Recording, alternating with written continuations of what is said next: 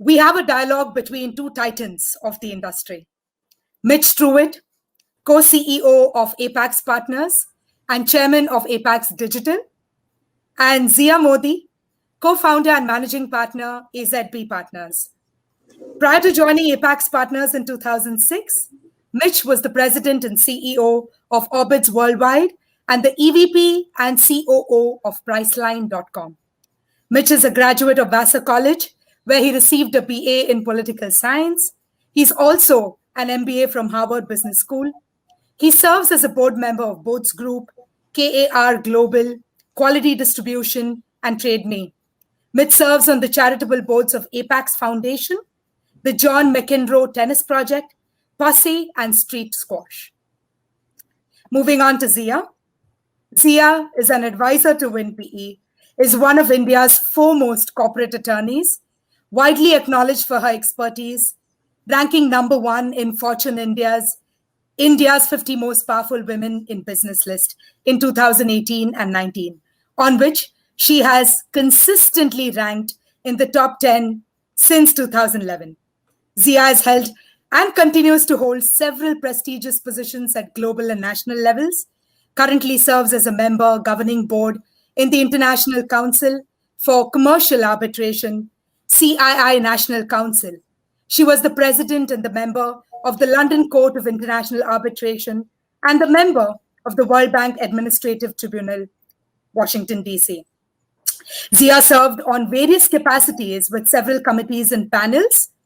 She completed a master's at Harvard Law School and is a member of the New York State Bar Association.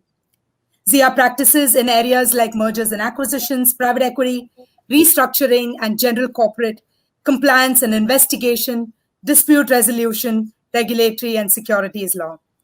Welcome, Mitch. Welcome, Zia. Over to you.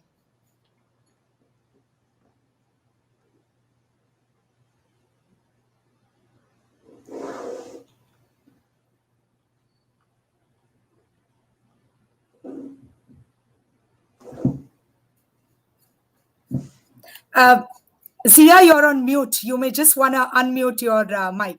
Phew, I was worried it was me. Zia, you have to unmute your mic.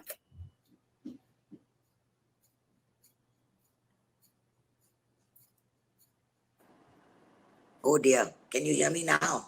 Perfectly, yes. Nice to meet you.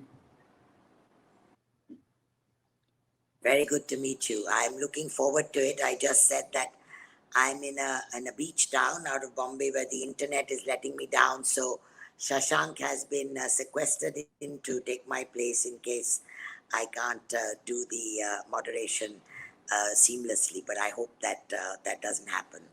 It's a real pleasure. And we'll start off with some good questions for Apax. First of all, I hear you have 4 children. And how many of them are girls? Can you tell us?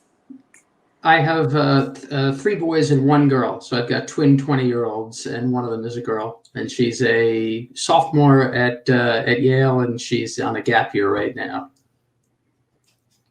Well done. I have, we are 4 siblings, and I'm the only girl. So, all right. Well done.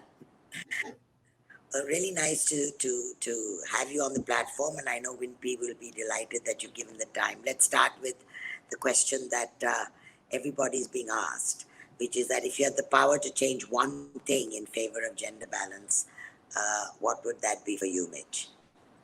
Yeah, it's interesting just listening to Renuka. It's the point that for me that people make a real commitment to change, because I think it's easy to turn this into a box checking exercise or something bureaucratic. And for me, this is, works when it's authentic and it really sort of germinates from the ground up.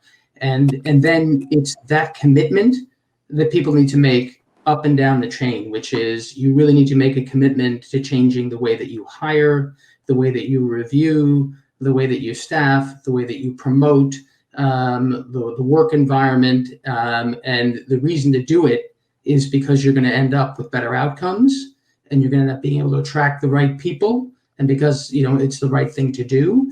And I think that combination, when it's not somebody else's, you're trying to please somebody else, or it's when you fundamentally believe it's the right thing to do, and then you have to cause change, and you have to be committed to causing change, and you have to be committed to exposing your flaws and being vulnerable, because we're all terribly flawed on diversity issues, as Ken mentioned, on unconscious bias and so forth. And so for me, it's really just that fundamental commitment to change, and not words. It's deeds, not words.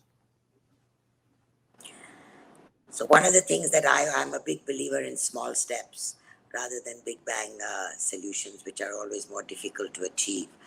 I always thought that, if we've talked about this unconscious bias in private equity for a long time now, and it's not deliberate, it's just a men's club for so long till Nupur has come and tried to shake up everything, and hopefully in India at least it will happen. But I've always thought that if we gave middle management KRAs, that actually you will be measured for your performance based on your ability to retain good women. That would be a very profound impact, which people would be driven to achieve because it is a KRA. And then it becomes an individual commitment, which after a couple of years becomes habit forming.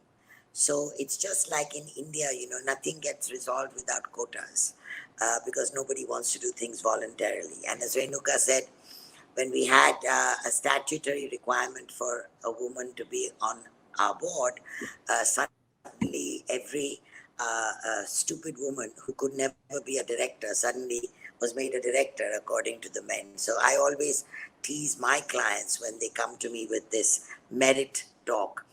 I always tell them I make so much money because most of you do such stupid things and all of you are men.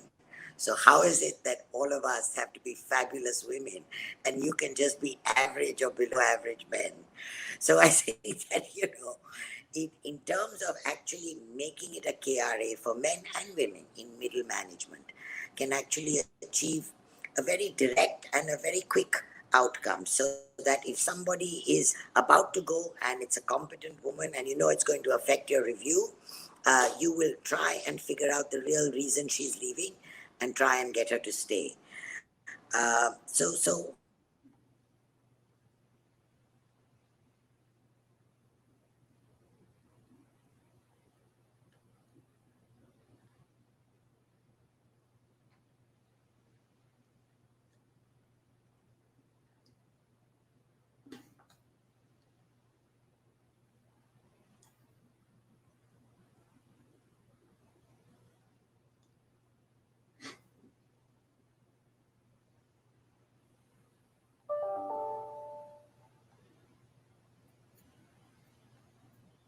Mitch, you might have to just be a bit patient. No sweat. Because she's dialing in from Alibag, where the internet connection is extremely patchy. We may have to get Shashank in case Zia doesn't work out. We'll just give her probably 10-15 seconds. I think it's fine. Should I maybe try to go with where I'm guessing she was heading? I could try to answer that. Take a shot at it, Mitch. You're all yours. I think by the way, the KPIs that she's referencing, that it's part of somebody's mandate and review, I think is 100% right. And we actually have our own, live example of it in India. Shashank, who may or may not join in, is, a fabulous investor. The team is, has an unbelievable track record, is so well known. But we sat down a couple of years ago and said, look, it's a significant initiative at our firm to have the right gender balance, and we don't, and this is not okay. And by the way, most people in PE, right, they're finance people, and finance people don't have a great history of being known for being great managers, right? It's a little bit of an individual sport. And so, we've sort of said at our firm, it is a part of how you get reviewed. It is a part of my job and Andrew's job, my co-CEO, to make sure that people are making progress on this front. And we had this conversation with Shashank, for example, who, by the way, is substantially committed to this as well. Basically, he was quite aggressive in sort of saying the next hires we make, will help change the complexion of the office. And the beauty of it is, with all these things, is if you open the aperture and you create the right environment, you hire phenomenal people. And so we made two meaningful, hires. We're now 20% gender diverse in India. It's a start. It's inadequate to where we need to be. But we have a superstar on the team who I think, has just great running room ahead of her. And so, my view of this is, it is what gets measured, matters, and you have to be committed. It's my point about deeds over words, and it has to be part of the KPIs.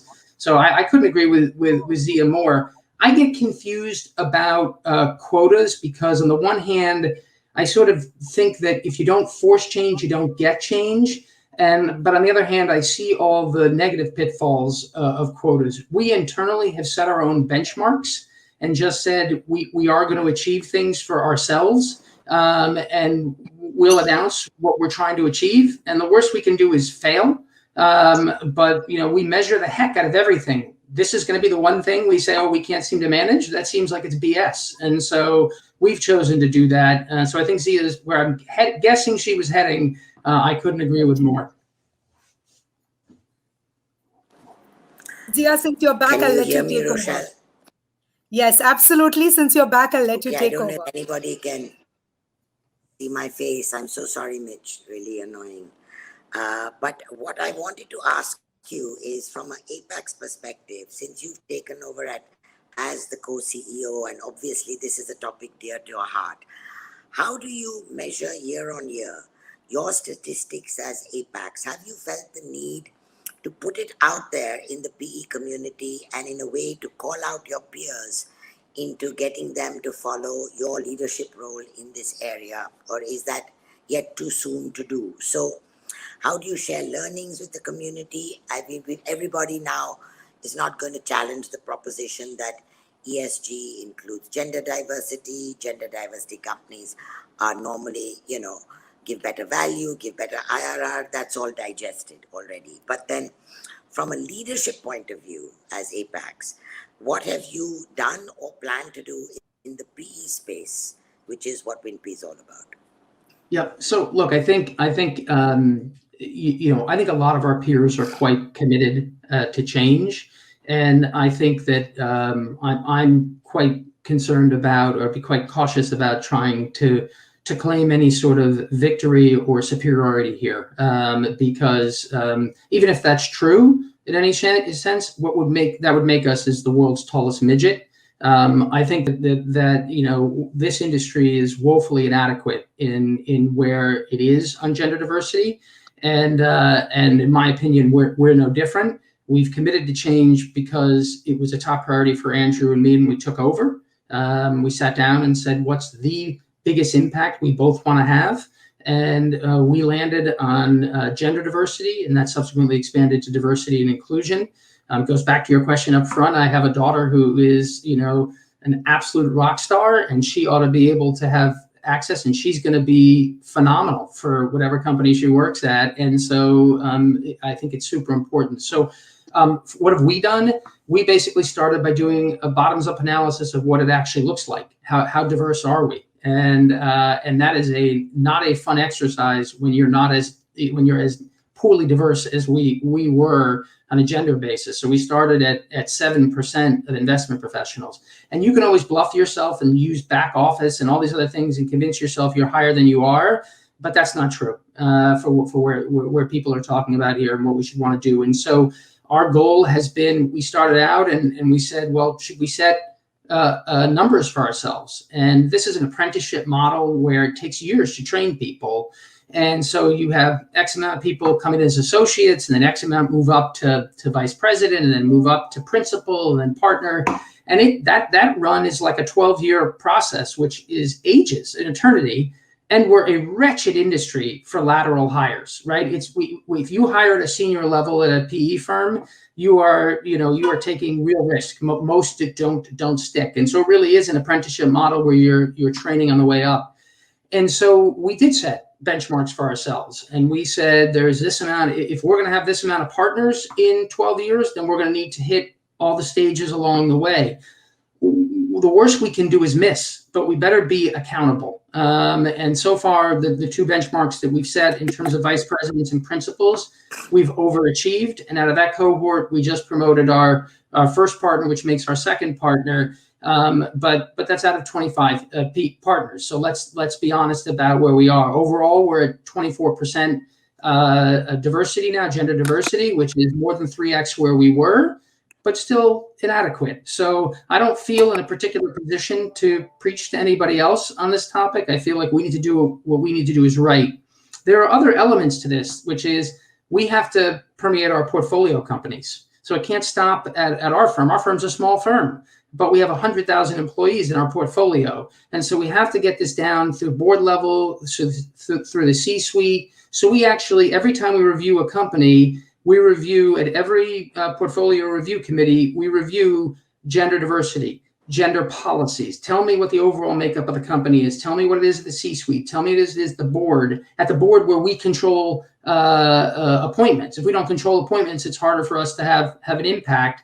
And we do that based on gender. We do that based on ethnic diversity, on race, and all in the hopes of getting better. The other piece that's critical here, and I can think of it vividly, I recruited a woman in our healthcare group who I think is just a superstar. And she said, everything you say makes all the sense in the world. And I love all the changes you've made and all the rest of it. Where are all the partners?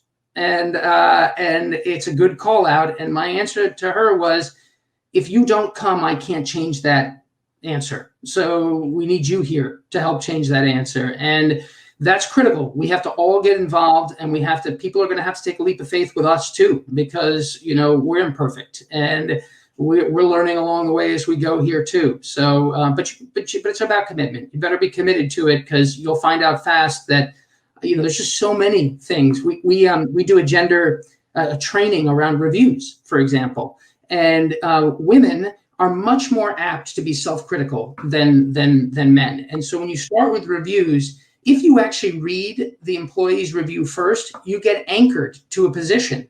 It's just human nature. And so we've actually gone through a bunch of training about how to do the review, how not to read the review first, but to make sure that we create the right playing field for that. By the way, if you go back and you look at applying for a job, women will apply for a job when they believe they have 90% of the qualifications.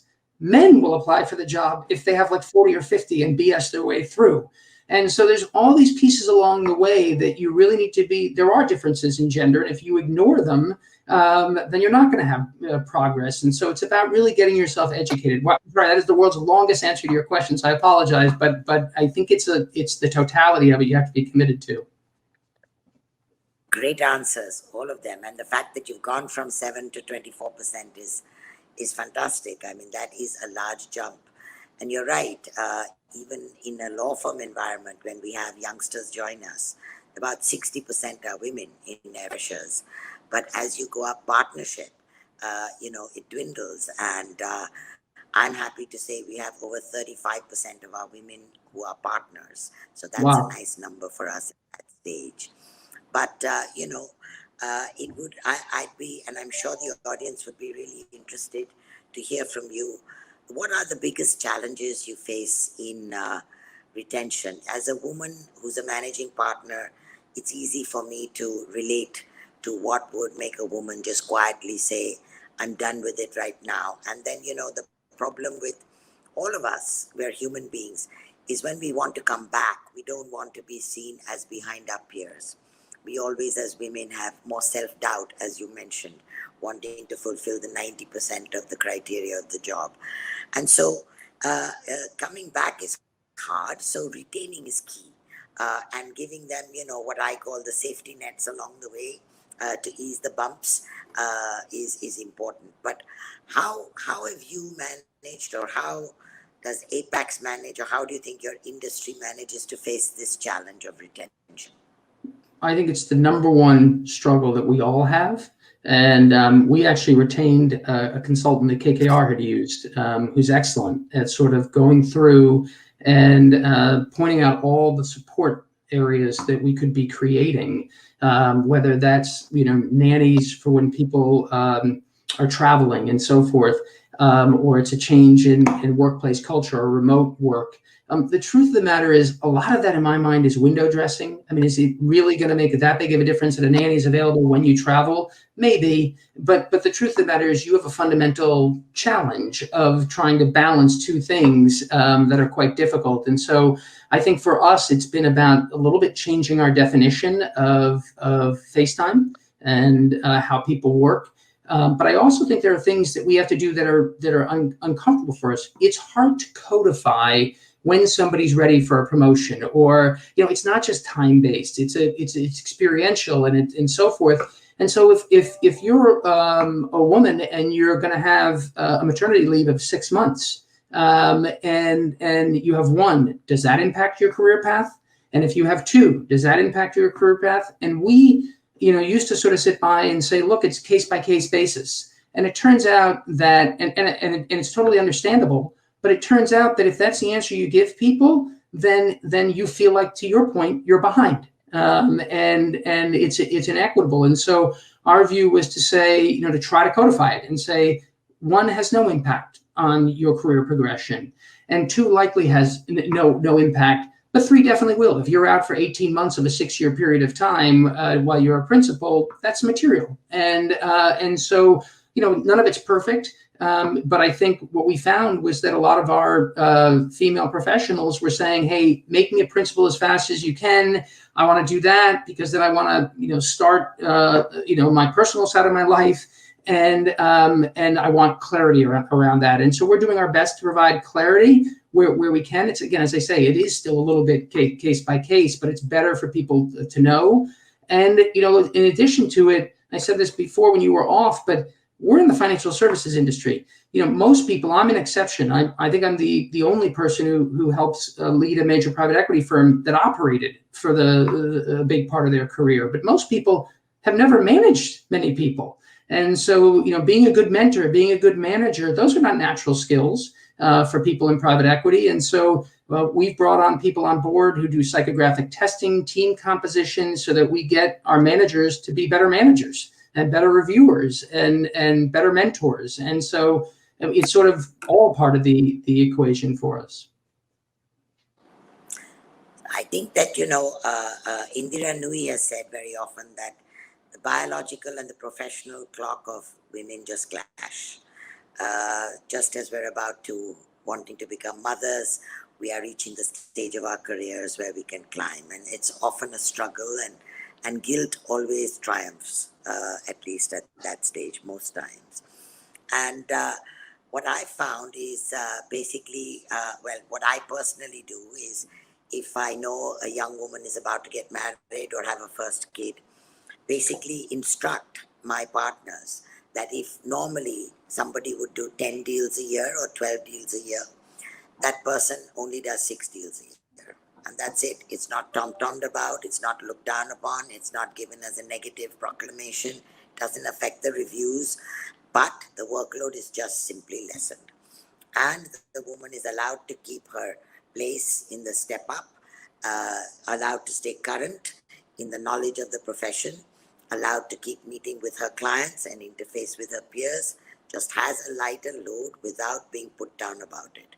And that has worked well for some who are happy for the safety net. And one thing that you would have learned, Mitch, I'm sure, is that we women are loyal creatures. We're sticky by nature. We don't like to move if we don't have to. And we appreciate what the organization does for us very often. And it's the small little things. I had a young woman who was having a baby, and we give 6 months off. And she phoned and she said, I really don't want to stay at home for 6 months. And I said, why not? You need to just be with your kid. She said, can't you do something for me in the workplace? And so we just did a bespoke. We had a partner cabin next to hers. She was a young partner. We trundled that partner out, gave him another cabin. We just converted that cabin into a creche for her baby. And she promised that, the nanny would make sure he wouldn't scream and shout. And it turned out to be a wonderful example that we could then tell our other women that, look, the organization can think differently for each one of you. Don't go away. I think the message is, don't go away. Come talk to us. And that's where I think, Mitch, as male champions of change, Apax can certainly, give hope, if you like, to its young female upcoming leaders by having conversations. It's difficult sometimes for a woman to walk into a senior male boss's cabin and talk to him about her woes, which she thinks he will think are very mundane. And therefore, one of the things is maybe as men, and women yet don't rule the world, only try to hold up half the sky, it is ultimately male bosses that are decision makers still by and large. And therefore, to have an open ear or to actually call problems out in a conversational manner, I think is one of the best ways to retain, if you ask me. That has been my experience. I think you're right. By the way, I also think, when you lose somebody is the most painful time, because that's when people are wildly transparent with you about, what is or isn't working. And we try, if that's going to happen, we try desperately to understand all the issues. One thing that you just mentioned was quite interesting for us was, we actually are we give quite extended paternity leave as well.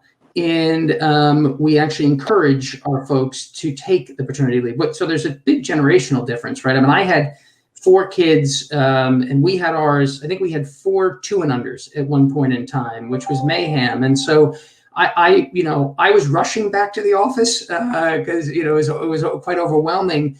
But I think generationally, this generation wants to be at home and they want to participate. And I think, again, if you want to have differences in gender not stick out so much, and by the way, out of fairness, like if the man is going to be home too and has a long paternity policy, he's facing some of the same issues too. And so I think the reality is it's a very different society today than it was when we grew up in the industry, and we have to adapt to that. Absolutely. And I think that, as you said, as we've heard many times from Peter, culture eats strategy for lunch. And if we want our culture as Apax or any other firm to define who we are, then true diversity and a genuine openness about it has to be one of the things that makes us attractive to have a workplace that people want to come to. But moving on, I think everybody's interested in hearing a bit from you about the current investing climate and the challenges that you may have faced in the last year. Yeah, I mean, I think it's a strange dichotomy because the last year has been so terrible for so many people. And I looked at the news this morning, and it's in the U.S. alone, it's 500,000 deaths and almost 30 million cases, and we're a fraction of the world, a big fraction, I guess, of the world numbers. And I guess you look at that, and it's been devastating for socioeconomic reasons. There's been so much political division and strife, and you feel guilty because if you're in private equity, it's hard to be a better time. And we probably just had a record year. We hit our hard cap on our fundraising. We sold companies, returned capital to our investors of well over $7 billion. We made 4.5 times money on that. I mean, and we've been investing, pretty aggressively. And I actually just looked at the run rate of our portfolio company EBITDA, and I realized that our companies are at 130% of pre-COVID at this point in time. And it's because we invest in sort of the faster growing parts of GDP. We invest in technology and digitization, things that have benefited, and we also we have a style of investing that's a bit transformative, and so we're less macro dependent and a bit more micro dependent. And so it's been really a very strong year for us, but yet it feels guilty, and we're all very fortunate to be where we sit, and so it's super important for all of us, I think, to be aware of how lucky we are and to give back, and to be just aware of what's happening socially in the world.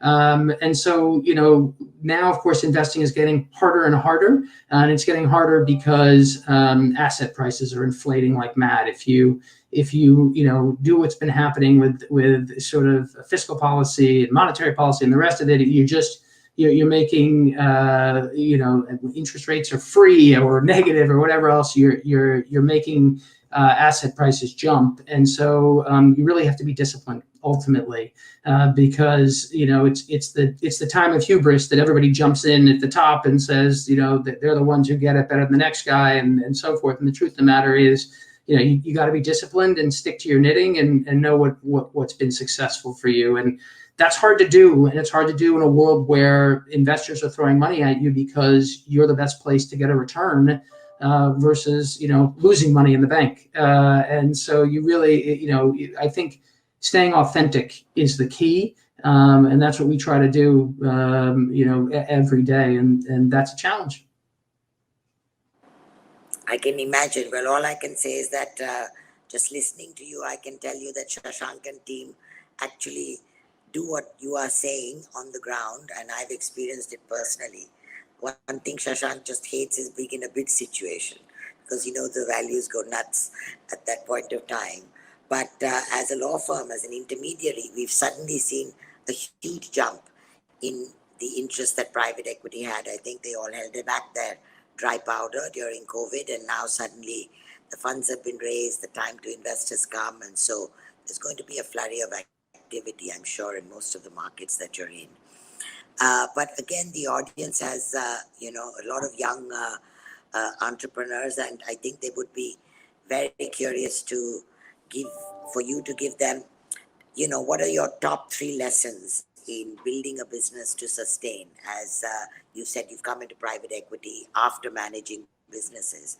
So you've got an entrepreneur, an investor, an operator. What would you guide the audience in terms of these 3 sustainability lessons? Yeah. So for me, and it's not anything terribly epiphanous, but for me, I think what you said up front, which is that culture trumps everything. And I think that if you can build an environment where people can be comfortable taking risk, and it being okay to fail, and that you iterate quickly. If you want to create something, you have to take risk. And if you create an environment that stifles risk, that's a problem.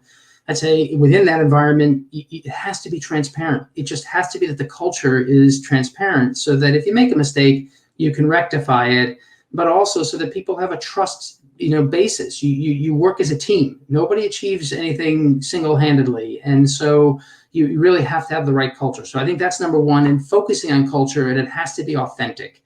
We this year, we had Apax Thrive be created by a bunch of our employees, which is our LGBTQ group. And it wasn't something that came top down. We've obviously created a culture that people felt comfortable and supported, and have chosen Apax as a place to work for that reason. And so I think when you see things like that happen, it feels really good for for your firm and for the future of your firm. So I would say that's number one. Number two, I think it was either you or Renuka who said, I think it might have been you, who said you believe in like sort of the amalgamation of small changes to get an end result.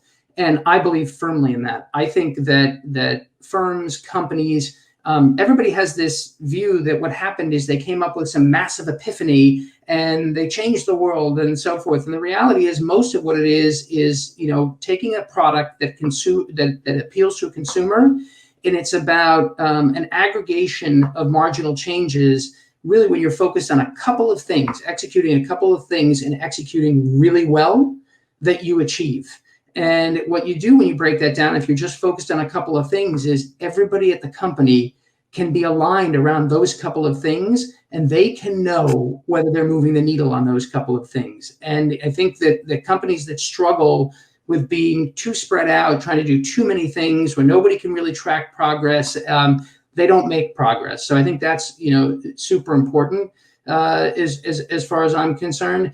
And then I think it's about people. You got to hire the right people.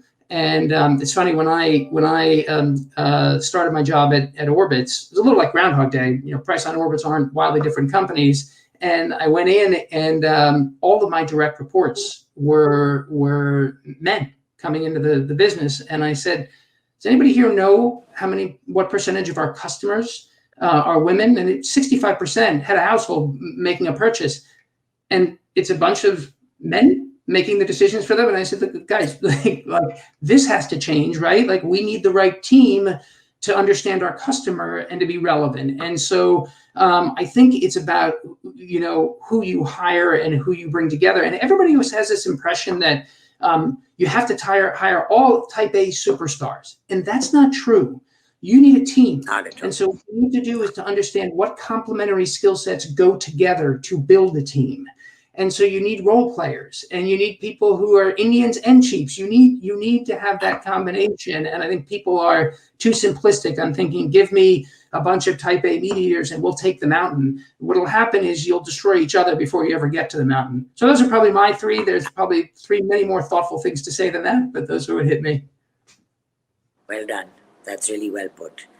I couldn't agree more. I just couldn't agree more. And I think as ESG becomes more and more prominent as a GP, you will find yourself having little choice but to make sure that all your portfolio companies climb up the scale in the ESG index, so that when you want to flip them or you want somebody else to come in on the next round, that value creation will reflect based on how much ESG indexing you've been able to achieve in your portfolio companies. And so really, as Ken was saying, KKR, and I'm sure all of you big boys, have a unit which is basically to drive ESG down the chain into your portfolio companies. As a law firm, we are seeing these questions being asked more than ever before. I mean, 5 years ago, I would have said, somebody teach me about ESG. Now, if everybody doesn't know at least what the basics of ESG are, they have a problem, because it is being talked about all the time. And if it, trickles down, everybody wins, right? Everybody wins, especially the gender diversity progress that WINP is trying to strive so hard for. Yeah, Okay, I agree completely, by the way.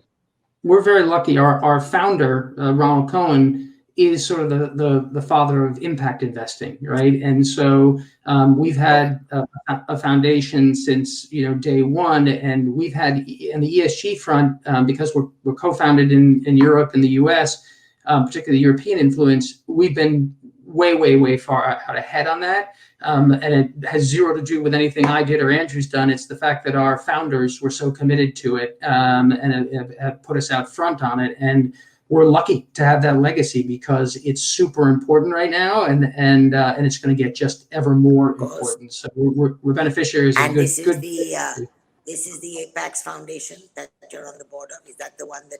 Yes, that's also what your founders set up. Yeah, we committed long ago to taking a piece of our earnings and putting them into the foundation and supporting major causes that our partners, employees, and so forth are committed to. Oh, did I lose you? I think I may have lost you again, Zia. Can you hear me? I can hear you perfectly.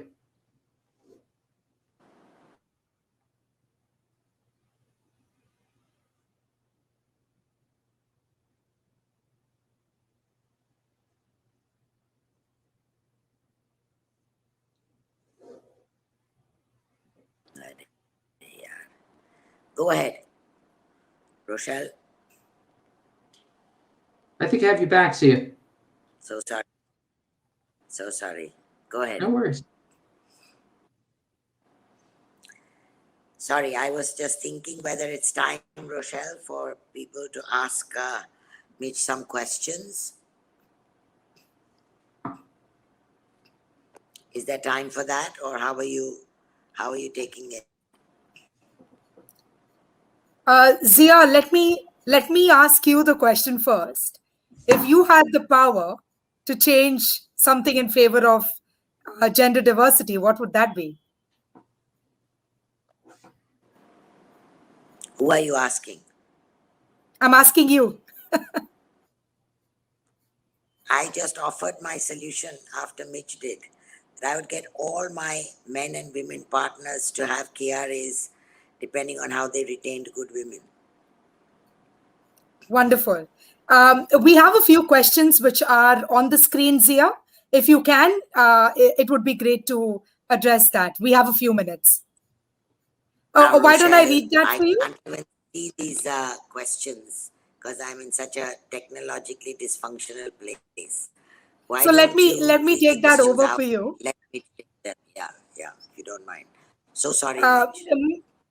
Mitch, how can we harness the power of digital transformation to solve gender diversity? I mean, it's a great question. I think that one thing I think a lot about coming out of COVID is just I fundamentally believe how we work is going to be different, and it's going to afford different work styles for people. And I think in that case, something like the forum that we're on right now, none of us could have imagined that this was going to be what we would do this year, and that it would be effective. It has some technological glitches, which will get better. But the reality is, I think that in that way, it can help democratize things. And obviously, there are a lot of I think biases or things like that you can really solve for in that case. Certainly, I think of digitization much more broadly than just going online. When you think about in terms of the use of data and machine learning and things like that I think ultimately are going to can create a more level playing field. I think my wife thinks I'm Pollyannish on this topic and thinks that she thinks that the big technology companies are a lot more devious than I may, but I think that there's opportunity there. Let me take another question here, Mitch, for you. There have been efforts taken since several years to try to have gender balance at the workplace. Unfortunately, there's no much progress made. What, according to you, could be the biggest reason? Well, it goes back to my look. I think it's a lot of things, but I think you have to take a holistic view to it, and I don't think historically we have. I think we've taken the view of let's hire a few people and let's see if we can make progress. And the reality is that it's just so much deeper than that, which is it's funny, people hire in their own image. So what I found at our firm was we had a bunch of male associates who would go out and interview, and then they would put a test, a modeling test, a financial modeling test, and we would go hire from banks. And it turns out banks weren't gender diverse. And so we were hiring from a male pool. We were putting them through a test of which they had limited training for, which, by the way, they could learn no problem on their own or at Apax. The real question was, were we hiring for intellect? And so we changed who was doing the hiring, who was doing the interviewing, who was doing, what were the criteria we're hiring for. And then when we brought people on, we changed, sort of the environment for people in terms of training and mentoring.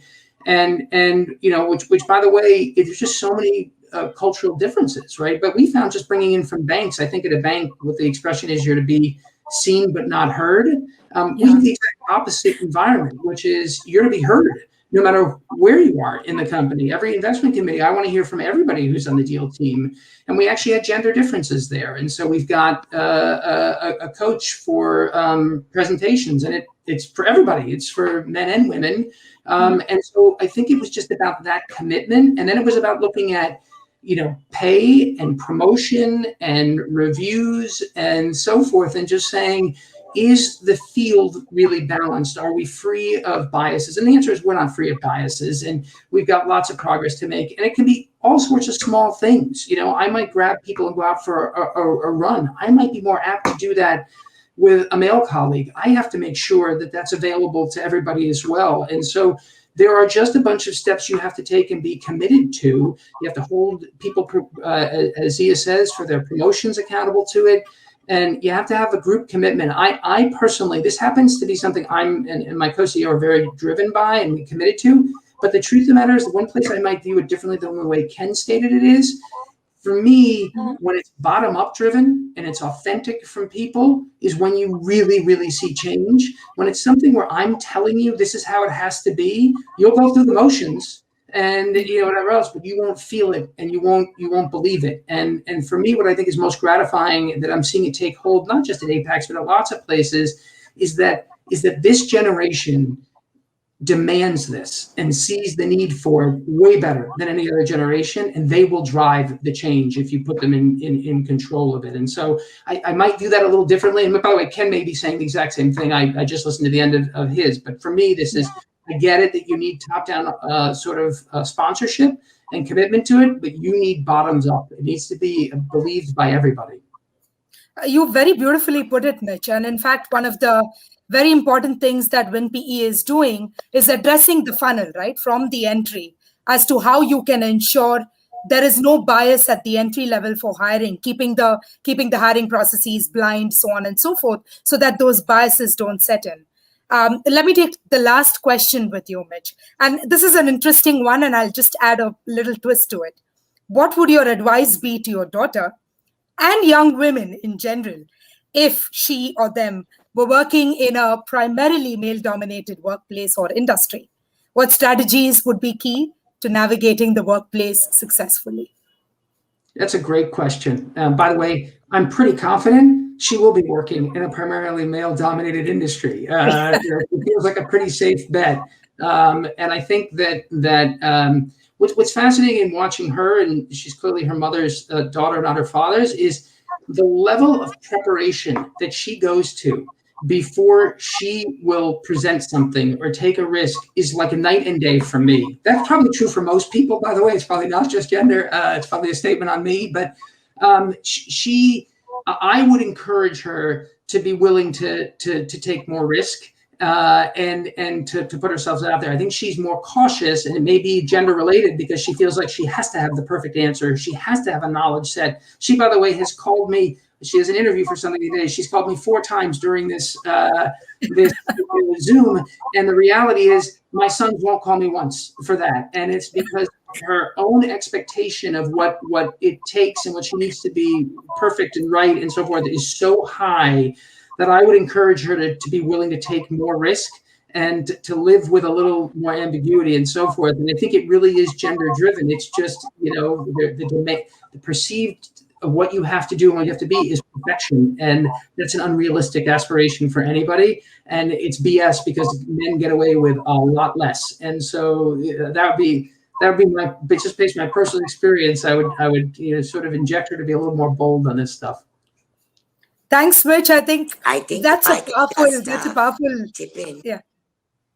I can chip in for a minute, Mitch. I think that, it's centuries of just not having the stage for a long time. So I think the diffidence has become a cultural issue that we need to break. Hopefully, your granddaughter will not have that same issue. But I know that when I came back to India, I had finished law school at Harvard. I'd done 5 years at Baker and McKenzie. I was as opportunity given as one could get. But when I came back to India and I had to practice in court as a barrister, I was literally the only woman opening my mouth in that whole courtroom. They were all men.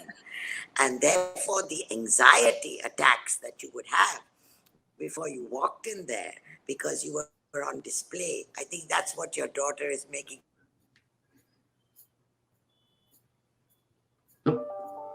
I unfortunately think we lost Zia again, but I think she's totally right, and obviously, wildly successful and hugely impressive. So this was a pleasure for me to meet Zia, and Michelle, thank you for having me.